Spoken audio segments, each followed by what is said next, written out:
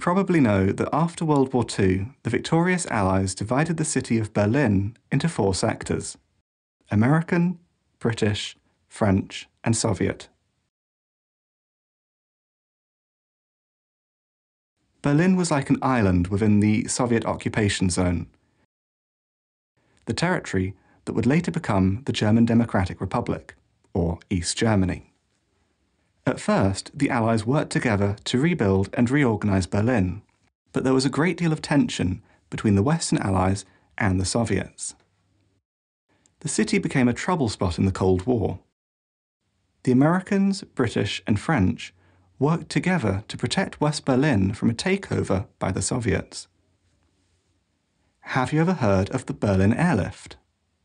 In June 1948, the Soviets blocked access to West Berlin by land and water.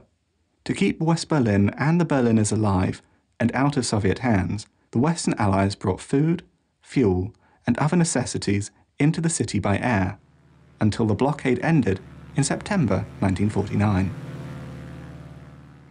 Over the years, and especially after the Berlin Wall was built in August 1961, the Western Allies' presence in Berlin became normal.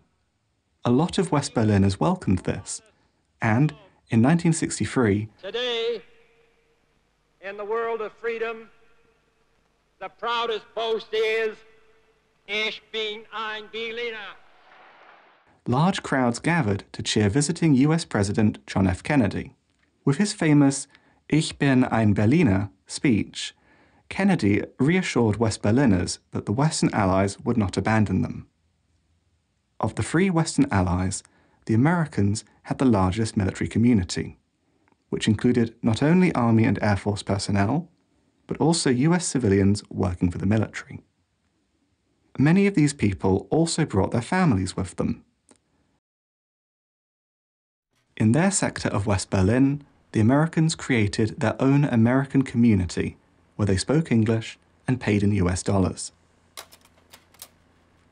The base included a large shopping and services center called the Post Exchange, or PX. The Americans had their own supermarket, bank, post office, bookshop, a hairdresser's, a florist, petrol station, restaurants, everything you need, really. For American children and teenagers, it was almost as though they were still back home in the US. They could meet their friends at the nearby youth center, or play basketball at the sports facility across the street, or go to the bowling alley with their parents and enjoy an American cheeseburger with fries and a soda. They would attend a typical American high school, read books and magazines in English at the library, or watch a movie at the Outpost Cinema. After 1961, the American community hosted a yearly German-American Volksfest. With lots of American food, music, and traditions, this festival was extremely popular with West Berliners and helped to remove barriers between the US and German communities.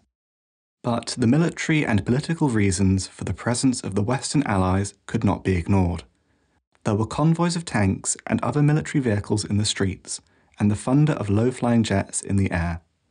The threat of war between the East and West felt very real.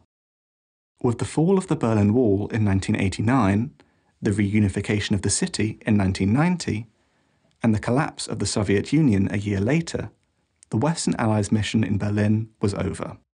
They did, however, stay in the city until the last of the Russian troops left East Germany in 1994.